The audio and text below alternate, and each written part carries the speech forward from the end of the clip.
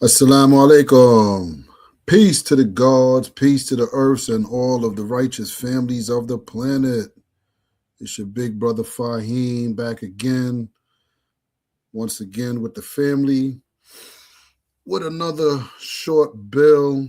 I wanted to do with this particular bill, I wanted to do like some commentary. You know, for those who didn't know, the other night I was live with one of my Moorish uh, brothers, Muslim brothers, or Muslim brothers, as I should say. My brother Taharka Bey. You know, we had a pretty good conversation. It was pretty good. You know, my brother right here, Taharka Bey. You know, he's a very outspoken brother, man. Very outspoken, you know what I mean? And, I like that, It was a good bill. It was respectful for the most part. Both parties respected each other's opinions and thoughts.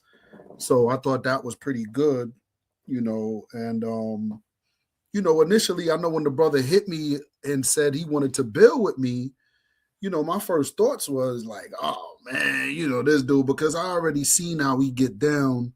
I seen him debate brother Kevin, my brother Kevin Ali, and a few other people who come up on his platform. Like, he won't never really give you a chance to express your opinions. Like, as soon as you get 2-3 words in, he'll be he'll just start cutting you off and just start going.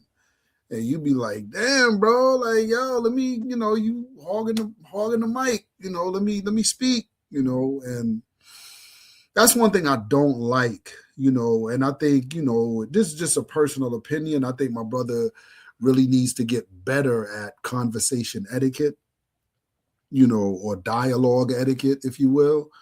You know what I mean? Like, that's something that I think not only my brother, Taharka, but a lot of people who I watch their platforms and stuff, it's like, we got to stop doing that. Like, when somebody's speaking and trying to, especially if it's an intelligent brother. One thing that I know, like, I try not to cut nobody off who's a very enlightened person and who I know who has the knowledge. You know what I mean? I'm not trying to really cut off their wisdom like that. I want them to express what they're saying, because at the end of the day, it might be a jewel in there for me that I'm going to probably miss it now because I cut that person off too early. You know what I'm saying? So I think one of the things that we need to practice as conscious individuals, and whether you more 5% of, Hebrew Israelite, it don't matter. One of the things that we should practice is always have a pen when you're debating somebody, and always have a piece of paper or something that you can quickly jot down what the person is saying. Just make bullet points of what, what's being said and what you want to touch on. And then that way, when you jump on now, when you begin speaking, you don't kind of lose your position. You know exactly what you want to come at the person with, because you've been taking these notes. So at the end of the day, the longer you speak, the longer I'm going to be building, because the whole time you've been talking, I've been writing down certain points, certain bullet points, you know what I'm saying? That now I'm finna go down that whole list. So if you don't want me talking that long, you shouldn't really talk that long either. You know what I mean? Because at the end of the day, I'm the type of person, I'm going to try to address everything that was said, So I think that's one thing that I think my brother needs to get better in. I would have to, critique him and say that, conversation etiquette. Again, when the brother asked me to come on his platform and build like a week ago, initially he was like, yo, I got one of my partners right here, and I think the brother was a Hebrew Israelite, if I'm not mistaken. And he, he rocked with Sinetta and them, and, with the house consciousness and stuff like that. But he was like, yo, the brother want to be a moderator. I want to get him to moderate, for us. So that way nobody's not talking over each other, and you got your 3 minutes or 5 minutes or 10 minutes to speak. I got my 3 to 5 minutes or whatever the case may be. I can speak, and, all points are being heard. because this is what we do when if we're really trying to teach the people, we really want the people to hear and be able to understand and comprehend what we're saying. We don't just want to talk and nobody's not hearing nothing because you're talking over me and I'm trying to talk over you. And now it comes down to who has a better system, whose mic is better. Like it shouldn't have to be like that. We should at least be allotted a time to speak. And whether that be 3 minutes, 5 minutes, you go, and then I'll come back with my rebuttals. While you're speaking, I'm not going to cut you off. I'm going to just be writing, down what you're saying, or stuff that I want to check you on, fact checked or whatever, and then boom, we can go down the line and, get everything squared away. So, my premise at the end of the day never really changed with the brother.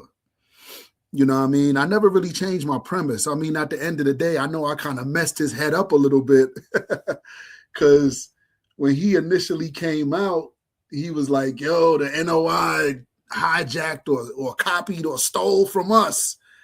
Y'all stealing from our literature, you know what I'm saying? And I'm like, bro, what are you talking about? We stealing from you. And I'm like, at the end of the day, when I sat back and I did the knowledge, I'm like, okay, well, you know what? Technically, we did steal. I mean, again, like I told the brother, I don't really like to use the word steal or anything like that. But if you want to say borrowed or whatever the case may be, yeah, we literally did do that. Master Fard Muhammad and the Honorable Elijah Muhammad did that with the early Black organizations that were in the wilderness of North America. That's an actual fact. But it wasn't a case of with Master Fard Muhammad that he was infiltrating these organizations so he could take their literature, their doctrine, their customs, and bring it over to his movement and because he don't know what he's doing and he needs some sort of direction or whatever the case may be. No, that's not it. We're not taught that from the Honorable Elijah Muhammad. The messenger said that these men were great forerunners. Marcus Garvey, Noble Drew Ali, they were forerunners because they only came giving us a piece of the wisdom, of the knowledge, wisdom and understanding. They didn't have the full scope of it. One of the things that we have to understand is the nature of time. The Honorable Elijah Muhammad taught us the theology of time. And we know in our lessons, it says that the devil's time is up in the year 1914. So we know pretty much after 1913, 1914, now we're going to start to see the devil's time and power begin to diminish on the planet. We're seeing that today. Even with the most powerfulest nations out there, we see it going on today. But every nation has a time. And when that time comes, it can't be averted. So with America, what is going to be her ultimate destruction for the crimes against humanity that she did? Like I explained to the brother, when we first were brought over here to the wilderness of North America, of course, not all of us were brought here. Some of us were already over here in the wilderness of North America with whole nations, constitutions, we was doing our thing until it was colonized by the devils. The divine evil came over here and just started killing and murdering.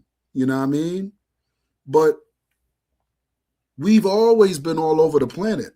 But within the last 400 to 500 years, when our ancestors were brought on a westerly course over here in the wilderness of North America, what we once knew in our minds was completely gone.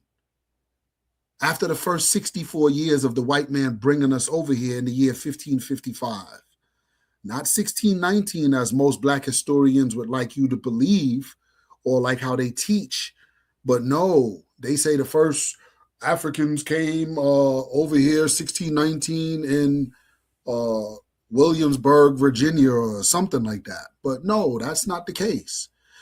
1555, with that 64-year period of torture and mayhem, horror. I mean, the horror didn't stop once we exited the ships. during the transatlantic slave trade. It continued on. It commenced when we got onto these shores in America.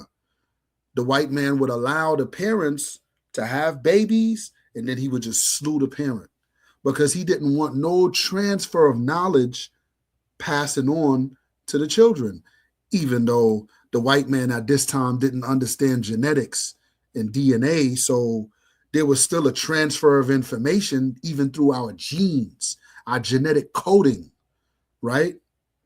But the white man did this so he could completely destroy us. So when Master Fard Muhammad came over here now, his job was to study other groups just so he could see what the Negroes, what the so-called Negroes are doing. What are we talking about? What are we studying? What are we looking at? What are we, what's our day-to-day lives like? He needed to know this so that he could lay down a foundation for his movement, because his movement was the movement to bring us into the ultimate reality of God consciousness. That's what it was. Noble Drew Ali didn't teach God consciousness. Let's be real. As much as we would like to sit here and say he did his doctrine teach that? It probably did. But guess what? He didn't create his doctrine. He plagiarized from other people. And I mentioned to the brother about Levi Downing, Abdul Hamed Suleiman, Edward Blyden, Edward Wilmot Blyden, these are individuals who Noble Drew Ali studied when he was a baby in knowledge. He wasn't a person who, how old was Noble Drew Ali? He wasn't even that old. So he was a young brother in early America, in early 1900s in America, studying Islam. And he had great influences and mentors and stuff to lead him on the path. But at the end of the day, his knowledge is still obscure. It's like, where did you get it from? Did you get it from abroad? Did you get it, domestically? Like, where did your knowledge come from? This has always been up in the air, and it's always been something that, Moors have never been able to put a finger concrete, like, this is it. This is where he learned from. This is where he got his information from. That knowledge has always been obscure to us. And the thing is, people want to know what you study, and people want to feel a connection to you. So I think that's something that shouldn't be hidden. It should be, expressed. So really, I wanted to play my brother Dr. Ali Muhammad's video, for the family. And I'll put it down in the description box. So whoever wants to, check it out, they can, go and check it out and whatnot. But I'm going to play my brother Dr. Ali Muhammad's bill, because I know Taharka told me, he was like, man, that was some trash. Like, he ain't know what he was talking about. He was, and And I'm like, bro, nobody, Dr. Ali Muhammad has done this lecture like well over 10 years ago. And ain't no more yet that I've seen came out and refuted any of his claims that he put in there. And he said a lot of remarkable claims in his videos. Most of them I've found to be true as far as Noble Drew Ali's influencers, where he got his knowledge from, and what books and what authors he plagiarized. So I'm going to just play Dr. Ali Muhammad's part. Really, he was debating Lord Abba in this lecture, in this debate. And Lord Abba is just, oh my God, he just slaughtered him. Oh my God. It was, I think they had like 3 rounds apiece. And your man, Lord Abba, I told Taharka, I said, your man got bodied, man. Your man got 30. It was a 30 piece. He didn't win no rounds. None. Lord Abba is not even a Moor today because of that ass whooping. That's crazy.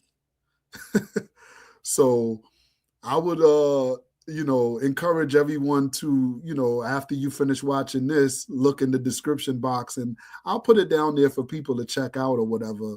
And you can go on my other page and check that out. But let's just listen to, Dr. Ali Muhammad's, the rounds that he gave, Lord Abba, that he wasn't able to survive any of these rounds. You know what I'm saying? Just straight 30 piece right here. Straight, like, oh my God. Brother, 5-minute opening in this round. Dr. Ali Muhammad, man. Give him a round of applause. Peace. Hotel. Assalamu alaikum. Ramadan Mubarak to all those who are participating in the fast this month. Indeed, indeed. It's an honor to be here, again, all things in the name of the Creator of all life, giving honor to our ancestors, all the sages, prophets, prophetesses, everyone who has come before us to help us get to this particular moment so that we can aid ourselves in becoming a better people. I'm here tonight because I was invited to have this discussion, No More Lies, are the teachings of Noble Drew Ali corrupt, or basically a liberating force for our people? And in answering that question, I have two things to offer. The teachings of Noble Drew Ali are good for the people who are in the Moorish Science Temple who want to follow them. There's no problem with that. And to follow those to the best of your ability is cool. But we have a very adverse situation with the Moorish Science Temple of America. And that adverse situation is not something that operates totally within the Moorish Science Temple of America. It operates everywhere within our culture. And it is a behavior that we learn from white people. And that behavior is a compulsive, evangelistic attitude about attempting to convert someone to your particular leader. And that is the crust of my conversation.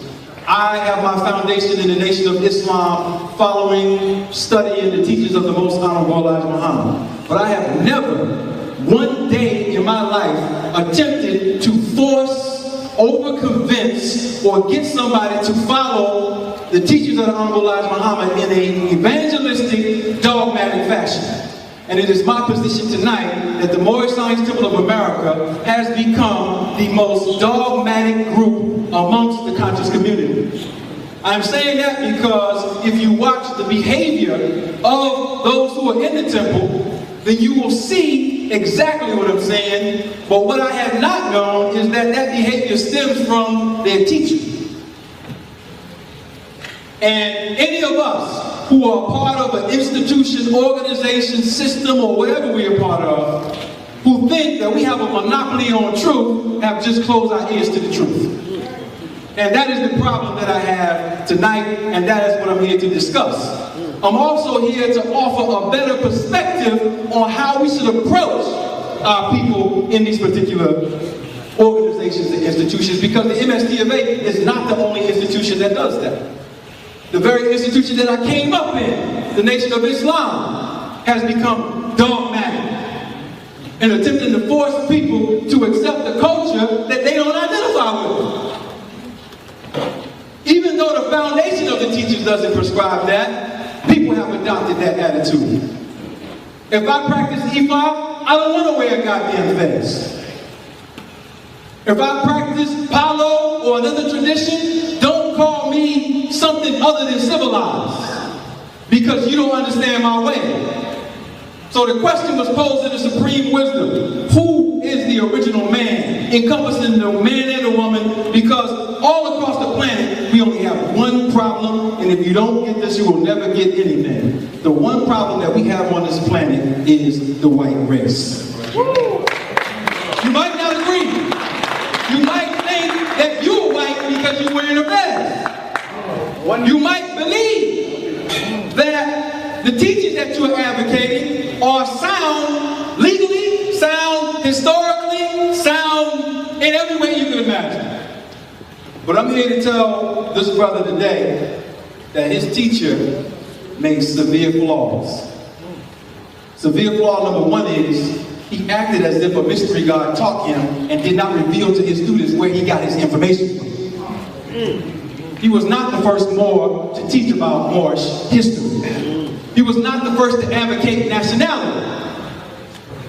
And because we are evangelistic, coming up out of Christianity, as soon as somebody stands up and says they're a goddamn prophet or messenger, we fall right in line with the Jesus syndrome. The prophet said, the prophet said. What do you have to say about it? Do you have a brain? Do you have a mouth? Was Prophet Noble Ali infallible?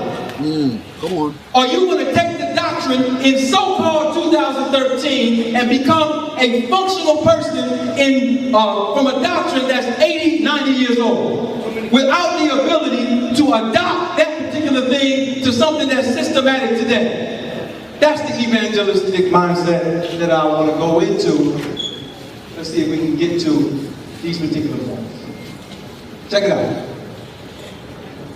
The MST of A, in my position, is not a nation based on the words of Prophet Noble Drew Ali, even though y'all presuppose to the public that y'all are a nation. It is a chartered religious organization. Its members are citizen subjects of the United States. All evidence shows Drew was a Mason. He was a student of Edward Wilmot Blyden, the works of the Moorish Science Temple in Newark. He was associated with the ancient Egyptian Arabic order of the Nobles of the Mystic Shrine via Dr. Prince de Solomon, aka Abdul Hamid Suleiman. He did not have a proper knowledge of the law. He plagiarized and copyright infringed 2 books to write his fake Qur'an. Drew said his organization derived his power and authority from the great Qur'an of Muhammad, yet Drew's histories, he gave theology, he gave and concepts all conflict with the Qur'an. Drew unrighteously made connections with criminal politicians, and Daniel McKee Jackson, the most notorious gangster in Chicago during the time, Drew Ali violated 2 young girls by engaging them at the age of 14 and 16. This is the history. Now, all of us have issues. We all are imperfect and a work in progress. But don't present to us that fake Jesus syndrome, and then we know the record says this, because you better be glad that I'm bringing it out, because if it hits CNN, you'll be like the NOI. Assalamu alaikum.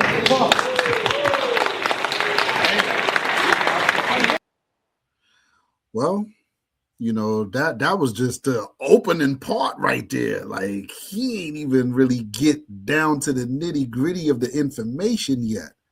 But like I said, I'm going to hold my brother Taharka to the fire. I want to see him refute each of these claims, because a lot of what Dr. Ali Muhammad said is saying in this lecture is what I was saying. The brother thinks I just went and studied Dr. Ali Muhammad's video. No, these are things that people been saying, that Noble Drew Ali's work and his writings came from other places. And the thing is, I don't see what's the whole big deal about just saying, hey, you know, I studied this man right here, I studied that man right there. I don't know why. You know, what's the lies for? So this is the reason why that debate is entitled No More Lies. Because it's like, come on, man, we tired of hearing the lies, man. The dogmatic lies, you know. So, yeah, that was just the first part of Dr. Ali Muhammad's, you know, introduction. But, man, he goes in on bro, man. It's not even funny. Not even funny. Let's see his next round.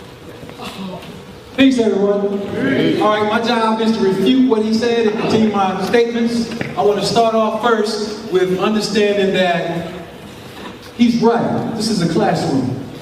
However, he cannot step around what I said earlier, and if he tries to, I wrote down every point that I made that we discussed. The first one is, this is Lord Abba's actual card, all right? And if you notice, you'll see the word citizen there is in capital letters, but most often when you look at the Moorish Science Temple cards, you'll see the word citizen capitalized. That is what we call a proper noun. And that's going to be very important as we continue with this discussion on whether they talk proper law. Now pay attention. All right. Here are all of the listed statuses in the Constitution. Besides these statuses right here, there are none mentioned, which means you can go through the United States Constitution and see that there's a place for free persons, which will prove associated with white males, and that white males was not a status, it was a race. That's important because Moors teach you that it's only a status that has nothing to do with how you look physically. The second one is United States citizen, capital C, for people who were in the District of Columbia at the time the Constitution was written. The next one is Indians or Aboriginals, which is, we have the article there, Article 1, Section 2, Clause 3, and we'll define what Aboriginal meant to the people when they wrote it. Next, we have indentured servant, 3/5 of a person. Next, in 1868, we have this one where you become a subject citizen of the United States. So what Abba is not going to get into detail about is what is the difference between a native or natural-born citizen and a 14th Amendment citizen. One came in 1791, one came in 1868. They can only show what they got from white people. All right, now, listen, let's keep reading. Free white persons. Now this is what they try to do. They get real slick. They say, well, we're not white persons, we're free white persons. Because Moors are free white persons. Check this out. So, free white persons referred to in the Nationalization Act, meaning all persons belong to the who? European races. Wow. They're commonly counted as white and their descendants in those countries. Now, no, we're not going to stop. Don't who's and ours. That's one point. So, he can never come up here and say, just don't deal with race. He can't do it. And we can define what race is just in case you want to play games with that too. It includes European Jews. There's all kind of Jews on the planet. You got Falasha Jews. You got African Jews. You got, all kind of Jews in the Middle East. Why did they take the time to make sure that they say European Jews? Because they talk about white people. They ain't say Hebrew Israelites. Right. They ain't say Jews from the Middle East. They say European Jews. They want to make sure that you know. All right? Then it goes on to say all these people. Now this is what they try to use. It includes the mixed. These people are mixed. Mixed Latin, mixed Celtic Iberian, and Moorish inhabitants of Spain and Portugal. So that's what they try to use to say that the Moors have a right to be free white persons. However, this dictionary was written in the late 18th century. It don't say Moors in Africa. It don't say Moors in Harlem. It don't say Moors in Georgia.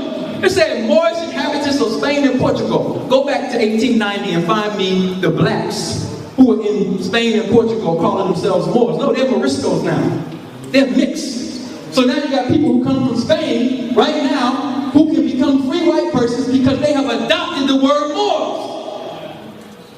Now I'm going to prove to you that white people want to classify themselves as Moors. And they've been working on it. Hold on, no. Hold on. Don't laugh at me. I know. Yeah, I know. You know who this is, right? No. This is the brother of Champollion who translated the Rosetta Stone. Right? And he comes up into Africa, and in order to tie themselves back into Africa, they come up with this slick language that later becomes the language of the Moorish Science Temple. Now, look, this is his quote. This is in African Origin of Civilization by Sheikh Anta Diop, who quotes this particular man. This is the first time I saw this, what he said. It is recognized that the inhabitants of Africa belong to three races quite distinct from each other. Now, I'm not saying I'm agreeing with this. This is their opinion that began to grow for all time. One, Negroes proper in Central and West Africa. Two, Kafirs on the East Coast who have a less obtuse facial angle than blacks and a high nose with thick lips and woolly hair. So now you declassify them as Negroes, but they got thick lips and woolly hair. What you doing? Then you go to say, the third, Moors, similar in stature, physiognomy, and hair to the best formed nations of Europe. Wow. This is them trying to tie themselves back in. And Western Asia, and differing only in skin color, which is tanned by the climate. The Asian population of Egypt belonged to this latter race, the Moors. That is, to the white race. So now, Moors being white, this is 1839, started with a European. I want you to think about this now. Think about it. Hold on. That's a sidebar. Listen, we need more time. All right. The prophet called you Asiatics, right? Didn't he call you Asiatics?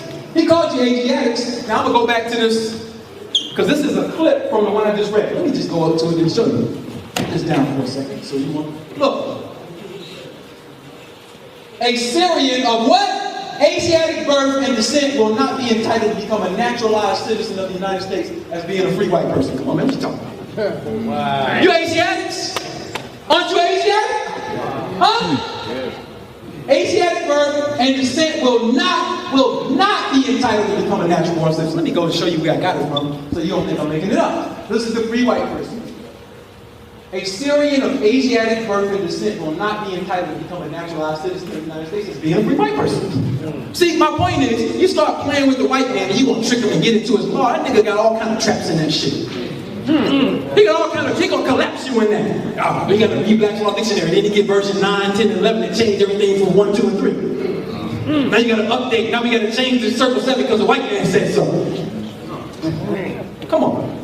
Now look at this. This is the original 13th Amendment, section 12. All right? It says the trafficking in slaves for Africa is hereby forever permitted on the pain of death and the forfeiture of all rights and property of persons engaged therein, and the descendants of Africans shall not be citizens. Then, Circle 7 says that the world may hear and know of the truth that among descendants of Africa there is still much wisdom to be learned in these days for the redemption of the sons of men of the love, true peace, freedom, and justice. Damn, if we're the descendants of Africa, damn, you said you studied the law, you didn't know that the original 13th Amendment said Africans shall not be citizens? Oh, okay. That's just the beginning. Look, African Naturalization Act of 1870. See, this is what I was trying to tell him, Abba. I was trying to tell that brother that naturalization differs depending on your race. White people can naturalize and become real citizens. Africans naturalize and become subjects. That's how the white man set it up. I didn't make it up. This is Section 6 of the Naturalization Act of 1870. And look what it says in Section 7. And be it further enacted that the naturalization laws are hereby extended to aliens of African nativity and to persons of African descent. Now, why did it happen in 1870? Because it came after, let's see, this is 1868. 1868 was the 14th Amendment. It came post the Civil War. They were trying to figure out what we're going to do with the Negro. All right? Lincoln decided that he wanted to set up a colony where blacks could have their own independent state. They popped them off. Boop! You done. Get out of here. Let's get him out of here. All right? Then the white boys came and said, look, we got a new scheme. We're going to make the niggas federal subjects. That's the only way they can get in. So if they don't go for themselves, they'll forever be our subjects. Now, rewind back, because this is a classroom. Didn't I show you Edward Wilmot Blyden at the same time telling you to get back to your African nationality? At the same time they created this little about to read? What does it say? Yep. All persons born and naturalized in the United States and subject to the jurisdiction thereof are citizens, lowercase, of the United States and the state wherein they reside. They're subjects.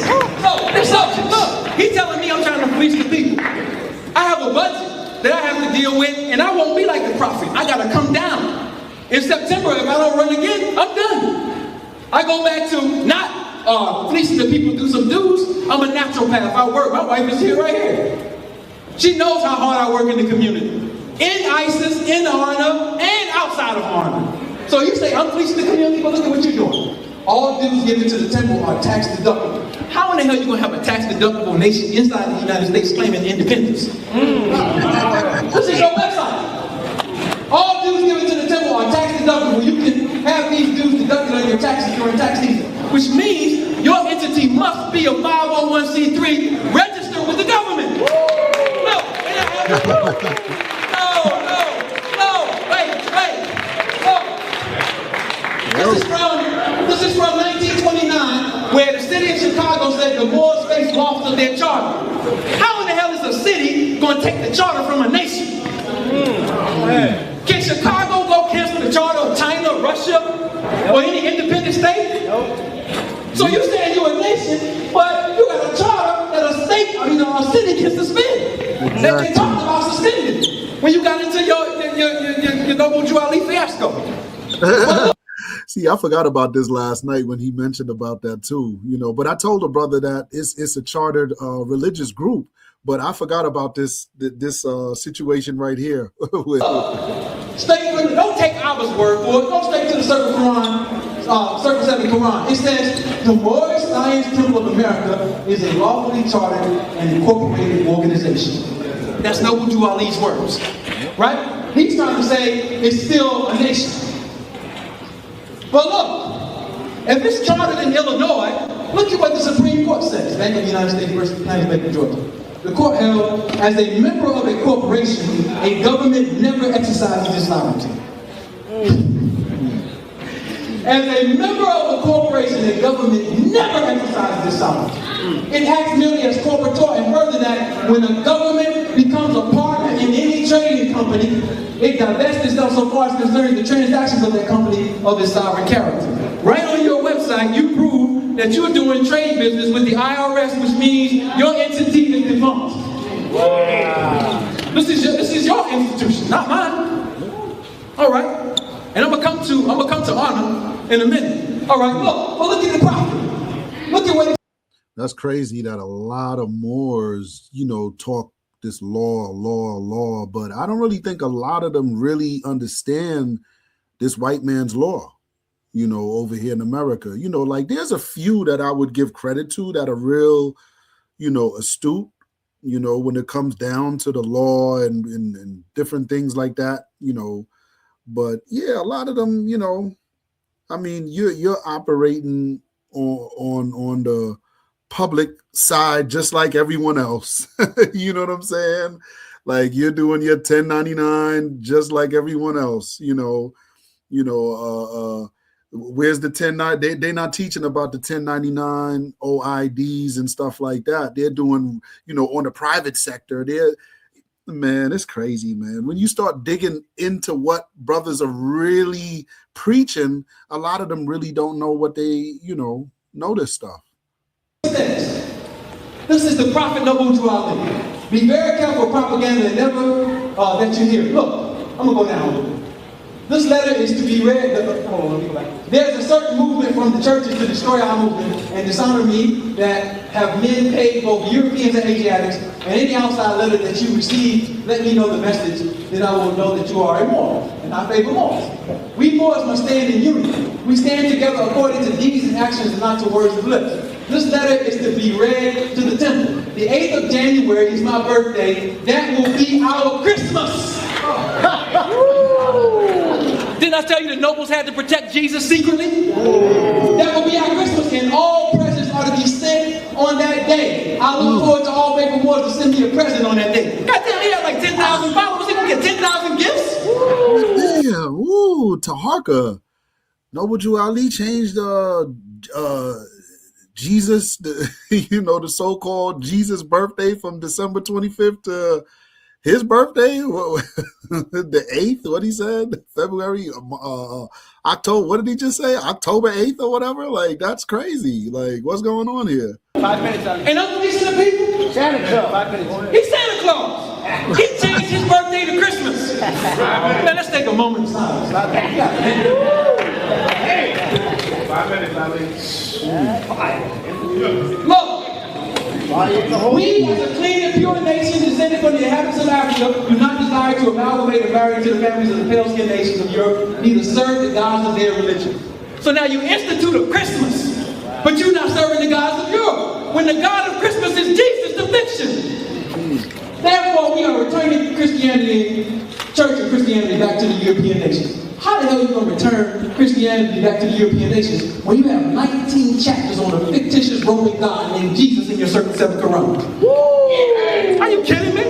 Like, what is this? Hold on. All right, so Jesus is missing. He's on the lunchbox. He didn't tell you, your teachers didn't tell you that the original black Messiah was Amenhotep III in Kemet. This is the book. Get this book. How come he's an Egyptian of death and he taught you Indian messianic worship? Look at this. Go to the walls. You'll see it. That's Mutawiyah and Amenhotep having their son Amenhotep III. Parthenogenically? Look! We can discuss that later.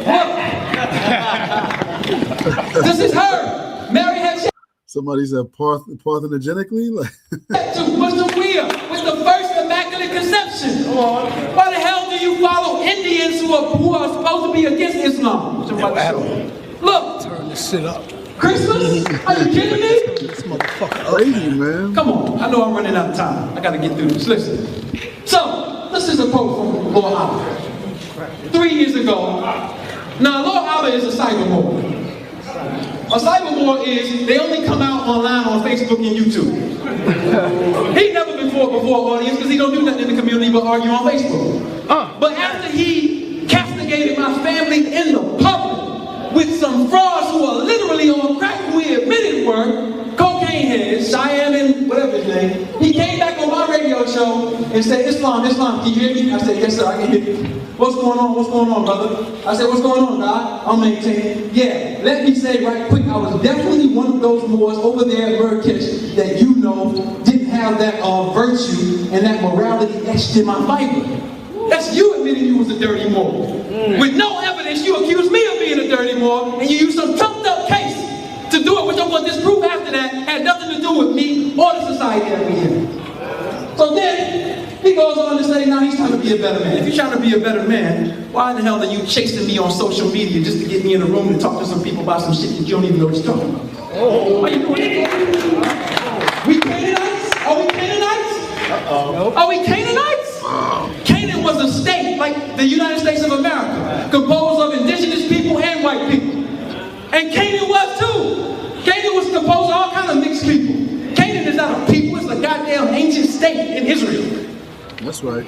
A network where it was black folks there, white folks there, Arabs there. How are we going to be Canaan? You're going to skip over all of the dynasties in West Africa, the Ghana dynasty, Mali, and say we Canaanites? No, that ain't it. Then you got the Canaanites on the wall. Which one are you, Abba? Huh? Which one are you? You need to be here or here. You all the way over here with some niggas who ain't even related to you. How are you a Canaanite? An Arab? Like, this is confusion. This is what these teachings represent. Look, this is them. This is who Abba says he's a Canaanite. 1 minute. He's a Canaanite. This is Abba, these are your answers. Those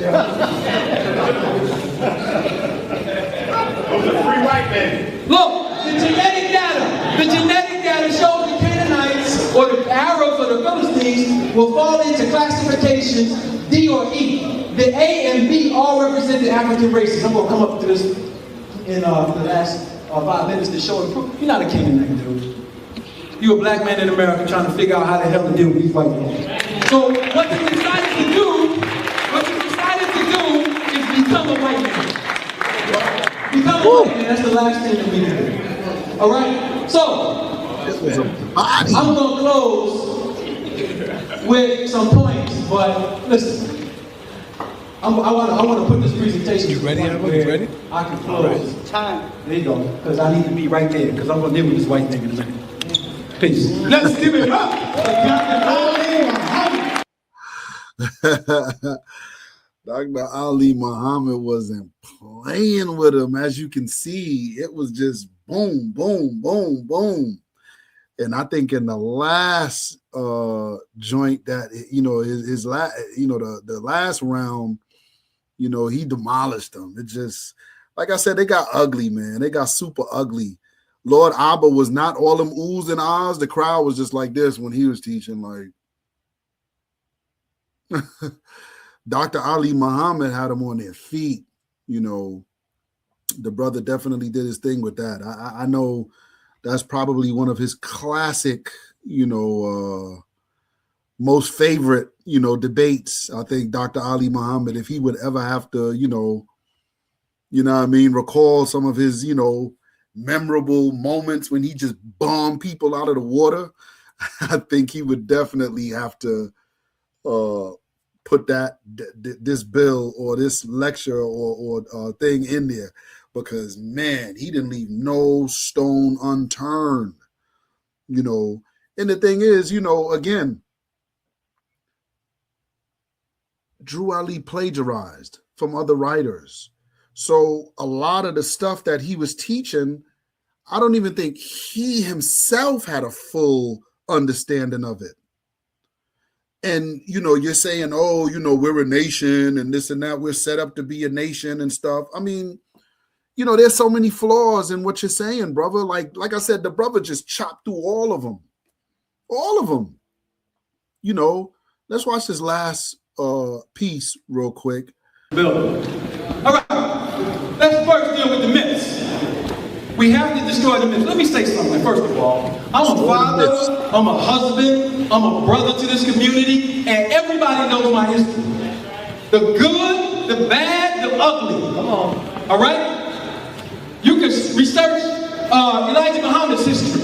Good, bad, ugly. Mr. Garvey, all the greatness and then the questions, and you can get everybody. Who in the hell knows about Noble Drew Ali? Besides Noble Drew Ali. Right. This man went to his grave hiding his history. No biography. Then, because of that, his evangelical students decided to create biographies. Ones that don't exist. The first one, Exhibit A. How many of you have ever heard the Moors come to tell you that Prophet Noble Drew Ali went to Cuba in 1928 to put our status on the record, possibly get a land grant, and all of that stuff that they talk about? You heard that? Nobody ever heard that? Well, some of this is being taught. It is taught in the Moorish Science Temple, not necessarily directly from Prophet Noble Drew Ali, but by his adherents. And in 1928, he went to the Pan American Conference and put our Moorish status on the record. And by doing that, he pretty much set up a nation for us. This is the report of the delegates of the United States of America to the 6th International Conference of the American State, held in Havana, Cuba, January 16 to February 20 of 1928, with the pen. Taharka Bey, Mariah, all of y'all from this day on are going to have to stop saying it. Because right here are all the delegates from the United States of America: Charles Hughes, Noble Brandon Judah, Henry P. Fletcher, Oscar W. Underwood, Dwight W. Morrow, Morgan J. O'Brien, James Brown Scott, Ray Lyman Wilbur, and L.S. Rowe. Not only did they say it, Abba said it in his book.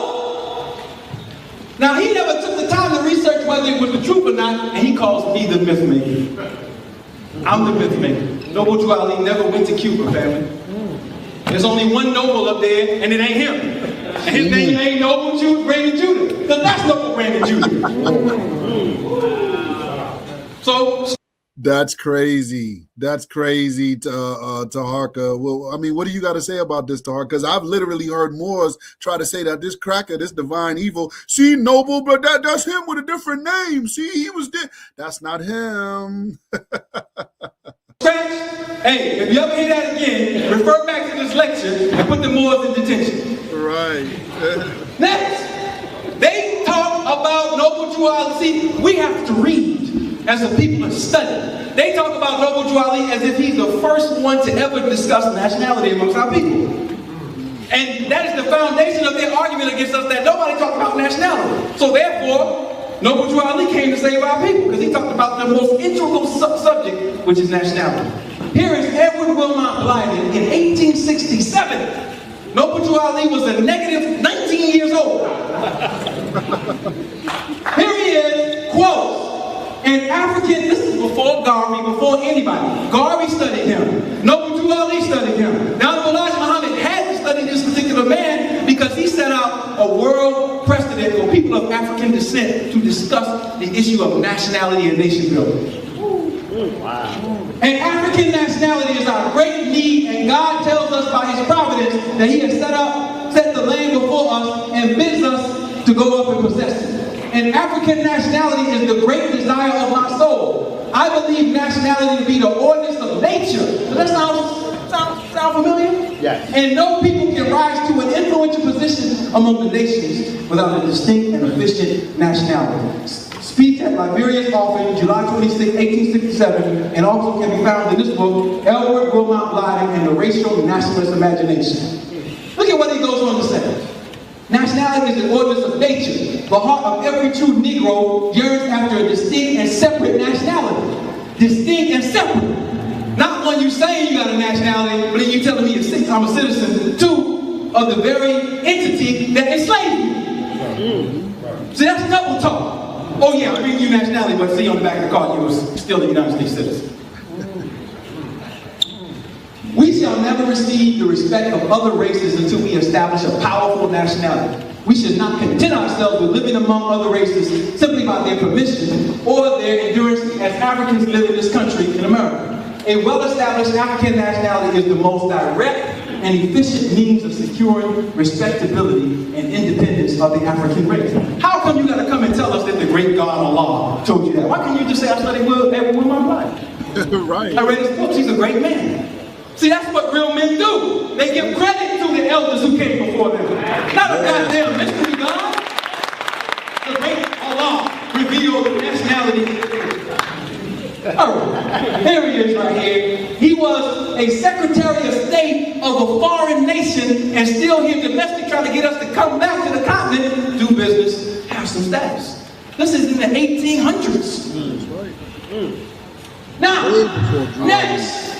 The Moorish Science Temple was in Newark, New Jersey since 1899. Noble Ali says he was in Newark. Do you think by chance that he happened to stumble across the Moorish Science Temple before he was calling himself a Moor? Right. Or did Allah, the Great Spirit, reveal it to him? Right. Here it is from the source, Encyclopedia of African American History, 1896 to present, edited by Paul Finkelman. Another early leader, Rabbi Leon Richelieu, established the Moorish Science Temple of Brooklyn in 1899. So now you have a man who was teaching about nationality 26 years before Noble Ali shows up on the scene. Wow. See, they tell you Noble Ali showed up in 1913 with no records. Right. Hearsay. But he shows up in Chicago in 1926, and we're going to show you why they're not telling you. Here's another one of his possible teachers. I won't say he's a possible teacher, he's an actual teacher. But his name is Sheikh Ahmeddin. He started the Fahiym Temple. This man was a Muslim, calling himself the Prophet of Amun-Ra.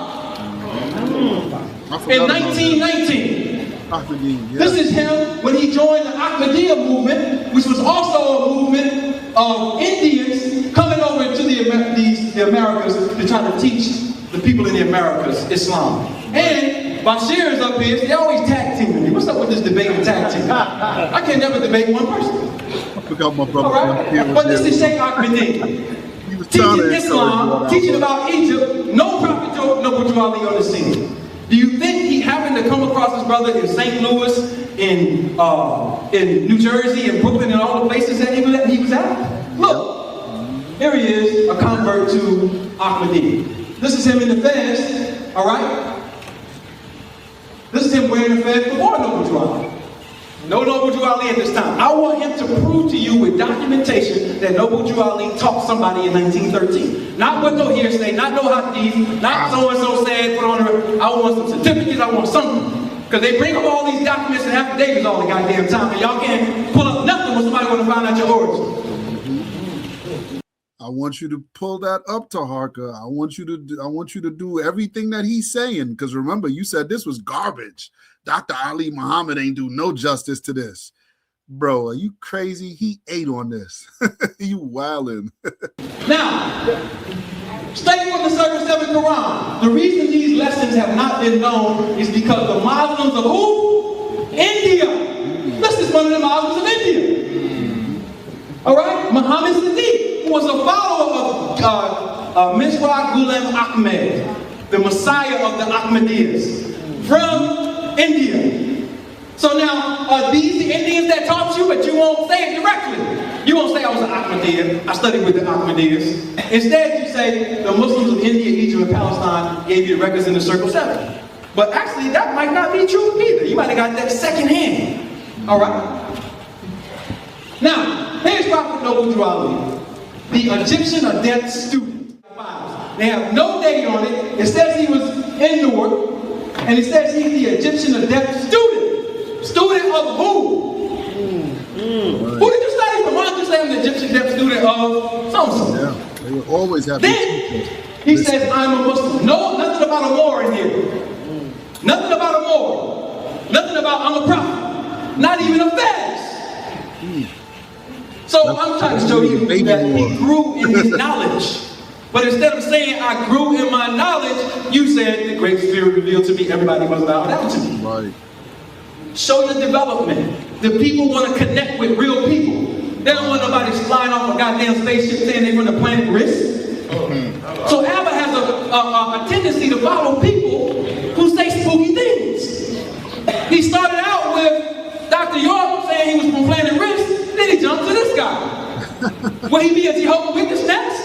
I mean, where you gonna go, brother? And that's crazy that Dr. Ali Muhammad would even state such a prophecy like that. Like, his words are prophetic right now, because again, Lord Abba, shortly after this, wasn't no more. He ain't no more. I think he's just a regular Muslim. I'm not even sure. He might be a Sunni now. I don't even know. But he got bombed so profusely on this.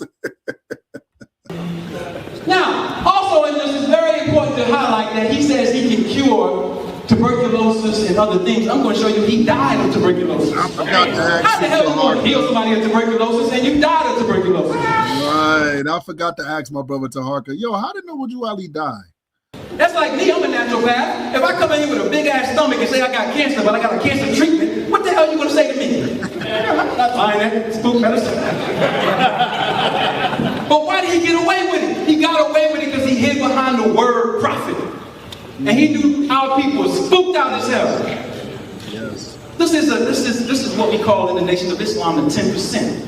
The rich, slave makers of the poor. I'm cool. Who teach the poor lies to believe that the almighty true and living God is a spook in the sky and can't be seen by the physical eye. Come on! This is what this is.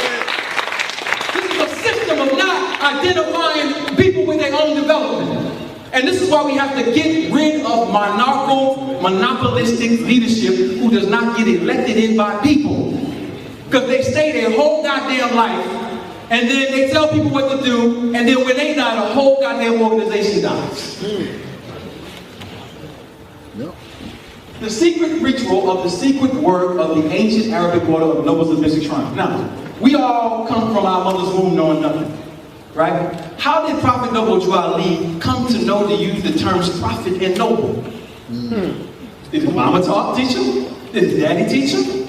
Who was using those particular terms of vernacular before him? If we find people using those terms before him, all he had to say was, yeah, I stepped down to the lodge a little bit and learned some things, or even signed up. Mason?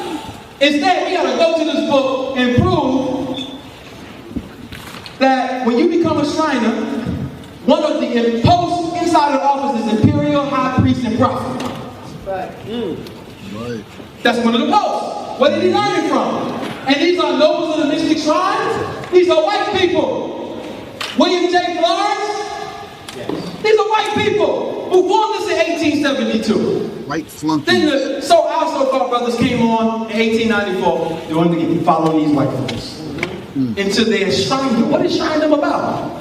Is it in this context when it was in its indigenous history? Hell no. Go show me some Shriners in the hood changing the conditions of black people. Come on. They not here. Where are they? They had some goddamn ball wearing some regalia that they don't understand. At barbecues, eating pork fried ribs. Right. Now, I know you tried to get me on this point to say that this man is not a teacher of Noble Drew Ali. But he came here, this is from the Schoenberg Museum, August 26, 1922, the Chicago Defender. He says this about this particular man. It's my position that this man was Noble Drew Ali's teacher. I'm going to strive our best to prove that. Abdul Hamid Suleiman, Sharif of Mecca, who attended the Masonic Convention in Washington, D.C., August 6 to 12, and who delivered to the illustrious Caesar R. Blake, Jr., Imperial Potentate, ancient Egyptian Arabic order of nobles of the mystic shrine of the USA, the warrant which brings his nobles of the mystic shrine under the protection of the Mecca Medina temple of the ancient and free and operative bases from 1 to 96 degrees. They're saying that this man came to the Prince Hall Shrine and they signed some type of agreement of warrant to bring the Prince Hall Shrine under his tutelage. Who the hell was this man? That he could come to a whole body of people and say, come on, I got you. And 1 to 96 degrees in bases in here? You know what that is, right? 1 to 96 degrees came from Memphis, Missouri.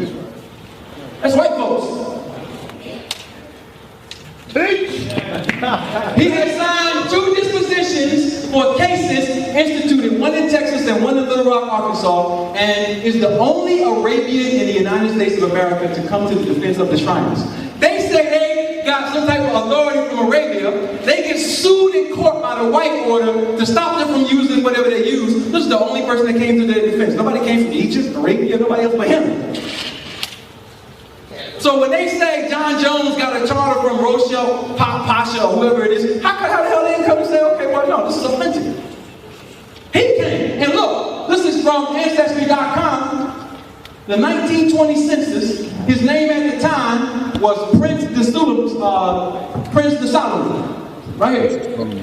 Abba said this in his book, all right? He's in Mercer, Pennsylvania, 1920, and take a look at him. Where is he from? I need that clicker, bro. I gotta show this. There you go. Where is he from? He's from Egypt.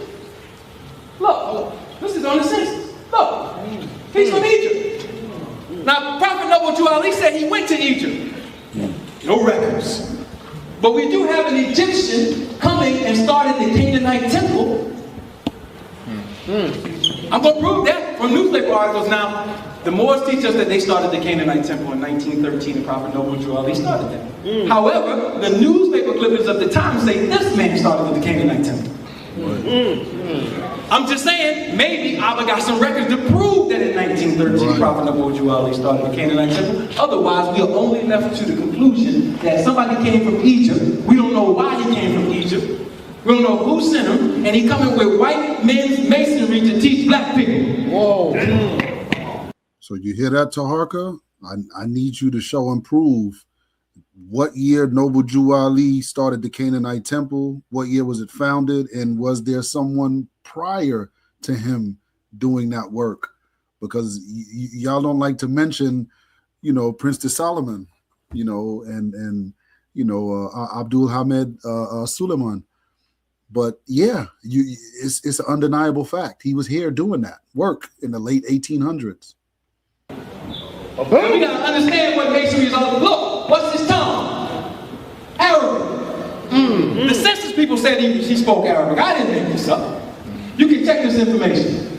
All right?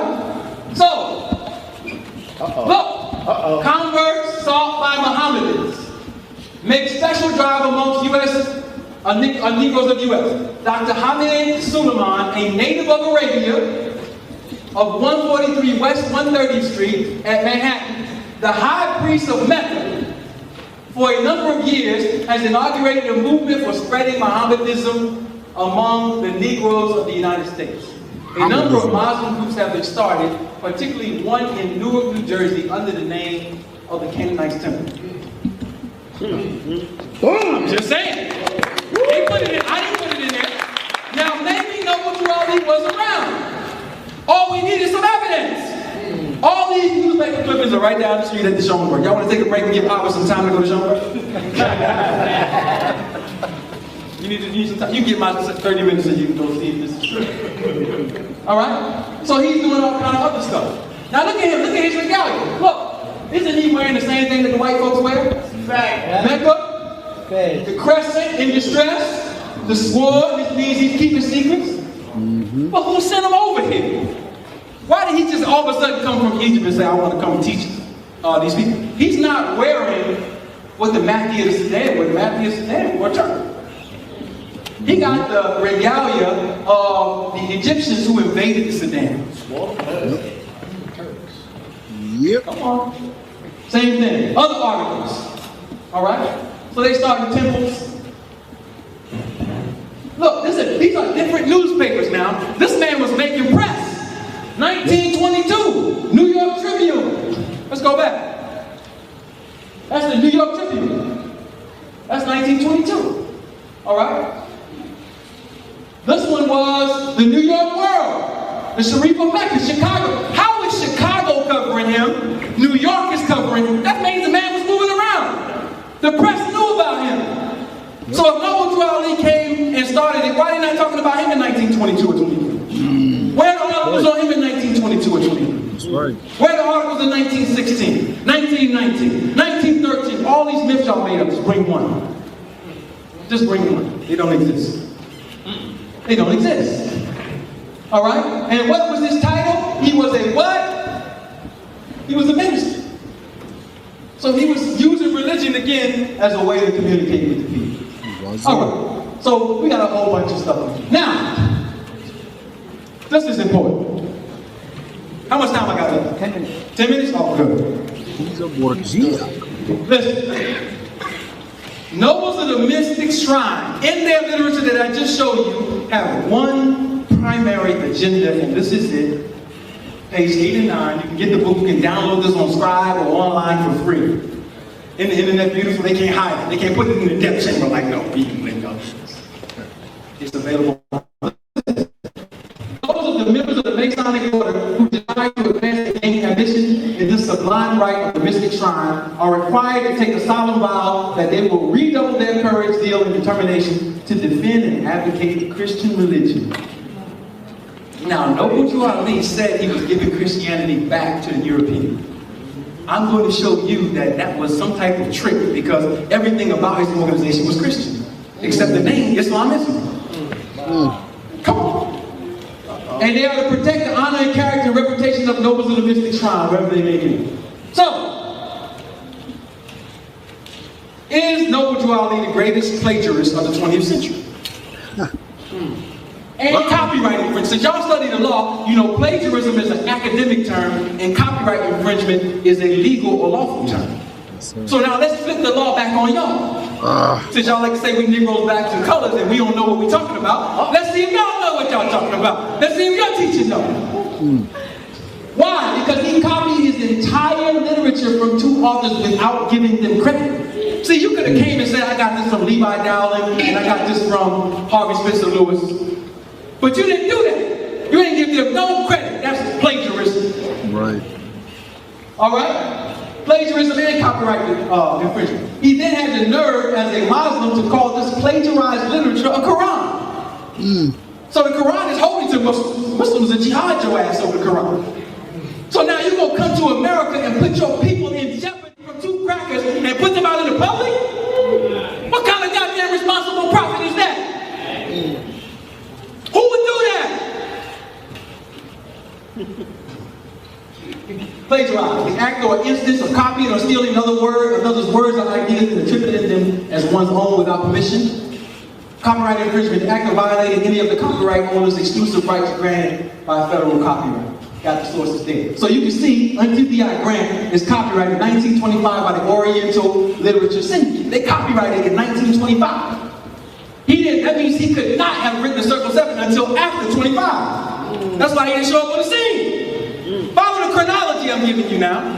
He's talking about 1913. He wasn't even on the scene until after 25 because he had to write the Circle 7 Quran. All right? All right. Check it out. Let's see if I can get to it.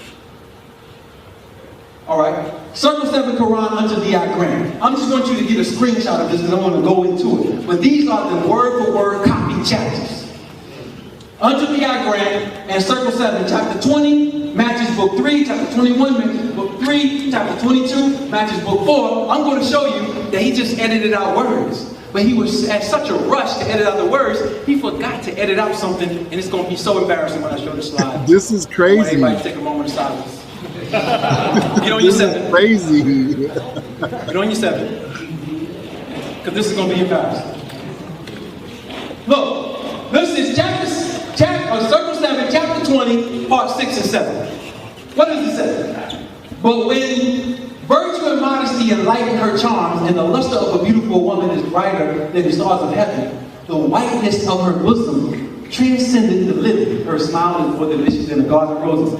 He got up in the Circle 7 Quran, which is supposed to be for Muslims, the whiteness of the breast of a white woman.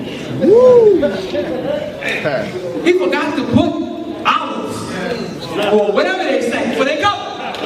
He was so fast with it. Like, I gotta hurry up and get this book out. And the nigga skipped over white. Now I want you to explain it. Go make some shit. Go make it up. I know you're gonna do it. I want you to explain that to He said, the Taharka. legends of these pamphlets are not for sale, but for the sake of humanity, as I am a prophet, and the servant is worthy of his hire, you can receive this pamphlet at expense. Then he said they're from these particular people, and they read these secrets up. We already went over this. the Muslims of India, Egypt, and Palestine, goddamn, you couldn't find one African Muslim to give you some literature? Timbuktu? Come on, man. Ahmed Baba? I mean, all these great scholars from Africa. You had to jump all the way over to Africa to land your ass in India to get some secret lessons. 5 minutes. This is embarrassing. So, this is who he copied. Harvey Spencer Lewis wrote Unto Thee I Grant, and he was the head of AMOR, Ancient Mystical Order of Rose Cross. You see him with the little Jewish stars up there, even though that's our symbol. This is him. This is who he stole from. Levi Dowling. This is who he stole from. All right. Levi Dowling claimed that he had the lost 18 years of Jesus' history. All right. Look. The genealogy of Jesus with 18 years of the events, life, and works and teachings in India. So Dowling said he had the secret history, 18 years lost. Then Drew Ali said he had it, because he copied his ass. Alright, these events occurred before he was 30 years of age. The lessons of the past was not for sale, blah, blah, blah, blah, blah, blah, blah. Then he had the nerve to put all authority and rights of publishing of this pamphlet of 1927 by the Prophet. How the hell are you going to put a copyright on something you copyright infringe? This is a prophet of God. This is the actual Indian Persian who created the Jesus from India history. This is Bashir's teaching. It's all right. That's your teacher, right? Yes, sir. Yes, sir. That's your teacher. Now, he forgot to tell you that the first Messiah was black. He skipped over that, made himself the Messiah, when all over Luxor, all over Africa, we got all these goddamn Messiahs. Women and men. So a damn Persian jumps into your lap and tells you he's the Messiah. Then your prophet copies it. That's why y'all together over there.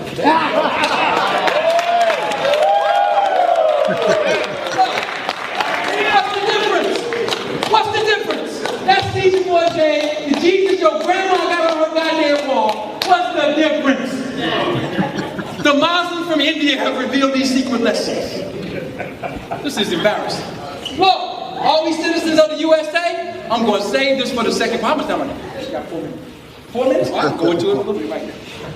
This is the legal doctrine. I hope y'all understand that this stuff is bogus. First of all, he's a copyright infringer and a plagiarist. That's a fact. Because if he would have gave the people credit, I would have nothing to say about it. Nothing. Nothing.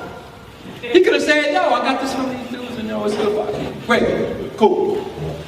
Imagine me. Now, Albert, if I wrote a goddamn book and I copied Elijah Muhammad and Marcus Garvey and put race first document word for word, a message to the black man, and call it my own, you know you'd be tearing my ass up. Right. You know it. So are you able to say that your prophet copyright infringed somebody's work? Can you say it? Are you allowed to, or would a spook guard strike you down like he struck your table down in your presentation? Is the great God Allah gonna curse you for thinking as a man? Is he gonna curse you? Hell no, he ain't gonna curse you. You gotta come out of this, brother. You said that I had to wear a fast for 6 months. If I lose, you already lost. So I'm gonna make you do something, I'm gonna make you pick up pyramids or something. I don't know. You gotta do something. Look, all citizens of the USA. Nobody said we are citizens of the USA in the sense of capital C, natural born citizens. Not 13, 14, 15th Amendment stuff. He said that's our reality. I'm going to prove in the second part that the legal doctrine and the history of the Moorish Science Temple, as we say in the streets, is fugazi. It's fugazi. And for them to dogmatically advocate it for our people as the sole solution, when we can't even get past copyright infringement, says that y'all got to reassess y'all strategy. There's nothing wrong. We don't want y'all to lose y'all. We want to keep y'all. We don't want the business to come off. But goddamn, you can't go before the world and embarrass us by saying you got the solution and then some cracker get on CNN and then knock down the whole group. Exactly. You got to be able to revamp it. Every doctrine that we have from our teachers needs to be revamped, upgraded. And if we're not going to do that, then we need to go back to the goddamn church. Hallelujah. Hey now, I hope the great God Allah with your presentation. reputation together. Well, we can see, you know, it was definitely a slaughter. You know, Lord Abba just got demolished. And that wasn't even funny, man. It was sad, man. You know, son got bodied like that. You know what I mean? Dr. Ali Muhammad just like he dead ass wasn't playing, like, you know what I'm saying? And that's crazy, you know. But this is the same scrutiny that I want to hold my brother Taharka under. I couldn't remember a lot of the questions and stuff, and you know, just things about law and things about, you know, there was a lot of stuff I was forgetting because, you know, again, I'm building with my brother, and my brother, you could tell he's like a, you know, as soon as you say one word trying to explain something before I could even get it all out, he's like, you know, and like I said, we got to work on our conversation etiquette, brother. Like, you know, the Muslim God 5%ers, we're scholars. We consider ourselves scholars. So when another Muslim God is building, you know what I mean? When my 5% of brothers over there building, I'm like this, zip, quiet. You could probably interject and like, you know, like if I'm talking about something and you mean like, oh, hold on, you mean such and such, and you may interject to gain clarity on something like, oh, you mean, and I'm like, yeah, because when you interject like that and cut somebody off, it's not really as bad or as disrespectful because they're not going to lose their train of thought because you're just getting clarity on something that they're talking about right now. So it's not like I'm going to explain that to you and then be like, damn, what was I talking about now? You know, back to the point. What was I saying? No, that's cool. But brothers be cutting you off. Like last night, we building on something, and I think I was making a point, and the brother went into the Honorable Elijah Muhammad's, you know, extramarital affairs with, you know, his wives, and, you know, he want to talk about that. And I'm like, bro, I don't even really want to get on that with you, you know, talking about another man's household. All I could tell you was that Allah told him to do it. Allah ordered him to do it. And my only proof of that at the time is to show you in the scriptures how God told this prophet, he told that prophet to take on more wives, that prophet to take on more wives. He told Prophet Muhammad to take on more wives. And each prophet, we see the pattern is they really didn't want to do it. The Honorable Elijah Muhammad really didn't want to do it because he knows the thinking of his people. And he knows we're going to be in the back murmuring, talking behind his back and, yo, he hitting Shorty off, I think. Yeah, because the sick mentality is still in there. It hasn't gotten rid, it hasn't went away yet, right? So there's certain things that the Messenger of Allah does, not only to protect himself, but to protect others as well, you know what I'm saying, who are studious to him. So at the end of the day, I want my brother Taharka to, you know, just admit, you know, I can admit, you know, hey, you know, Master Fard Muhammad, you know, like the Honorable Elijah Muhammad and Master Fard Muhammad, you know, took from other organizations, you know, black organizations to use for their own benefit. I could admit that. You know, Marcus Garvey had a book called what? Message to the People. You know, the Honorable Elijah Muhammad put out Message to the Black Man. You know, the way the Moorish Science Temple has their questions and answers and stuff. Our lessons are the same way. Like we had to do something that black people were familiar with. That's it, brother. I mean, that's the only way I could explain that to you. But again, I could admit that. Why can't you admit that? Yo, Noble Jew Ali was a newborn. He was just, you know, a baby God out there learning, gathering knowledge everywhere he went through his travels, you know, with the white Masons, with the, you know what I mean, whoever he was building with. You know, the only thing I would probably say with my brother Dr. Ali Muhammad was when he was just, of course, comparing Caesar Borgia to, you know, Ghulam Ahmad, you know, like that. You know, one thing about the Indian Muslims in India, you know, Ghulam Ahmad's students is that they didn't like the Dajjal. You know, they didn't anything anti-Christ, anything anti-righteous, they didn't mess with it. So this is the reason why you could see in Mulana Muhammad Ali, one of his students, in the Qur'an, it specifically says blue eyes, the guilty blue eyes, where other Qur'ans say a different word, you know.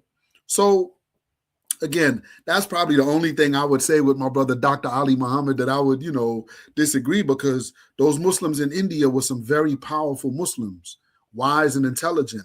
And Master Fard Muhammad spoke greatly of them when he traveled through those regions. So, you know, again, family, not to make this too long, I wouldn't even show this Dr. Ali Muhammad. I wouldn't even went into the archives and pulled this out. But I just felt, because the brother just kept, oh, well, yeah, you know, this and that. Yeah, that's a lie. You can't show and prove. You can't. And I'm like, bro, you know, like, I could show and prove. Dr. Ali Muhammad already posed a lot of these questions like over 10, 12 years ago. Y'all didn't show and prove. Like, you know, so I said, you know what? Let me just play these little clips with my brother, just bombing, you know, Lord Abba, bombing the Moors, so that they can see, and then they can go back and let's deal with these questions. If you can do a video, Taharka, and it responds to all of Dr. Ali Muhammad's claims and refutes everything he's saying, then hey, guess what? I'll zip my mouth shut and I'll shut up. You got me. But I mean, until I see somebody do that, or until I see somebody even answer the claims, you know, the brother showed you clear plagiarism. You like, I mean, come on. So just admit that, brother. He got the knowledge from his travels, and this is what it is. You know, I don't see what's the problem with that, you know. So again, you know, me and my brother, you know, like I said, when I'm you know, to close it out, we had a peaceful bill. Everything was nice. Everything was, you know, cool with my brother. And again, I'd like to have him on my show, you know, bring him on the M.G.C network and let the brother bill and get a chance to express himself. And, you know, I'll probably let, you know, because I know some of the Muslim guards wanted to jump in there and they wanted to, you know what I mean? So I'm going to put him on with some of the other guards and let the other guards, you know, get a piece of the action as well. You know what I mean? But yeah, bro, right now you got some explaining to do. You should have never told me the Dr. Ali Muhammad video was good. You know, you should have not, because I haven't seen this video in probably over 5 years. But when I pulled it out and started to look at it, I was like, oh, yeah, you know. I was just hitting you with half of the information. Dr. Ali Muhammad, he just came with he didn't leave no stone unturned. So, yeah, brother, you got some explaining to do, and I'll be patiently waiting. So, with that being said, family, I'm not going to keep too much time, you know, take too much of your time, but I will return again. And with that being said, I leave the brotherhood as I came in the greeting words of peace. We say it in the Arabic language. Assalamu alaikum. Peace to the gods, peace to the earths, and all of the righteous families of the planet. Peace.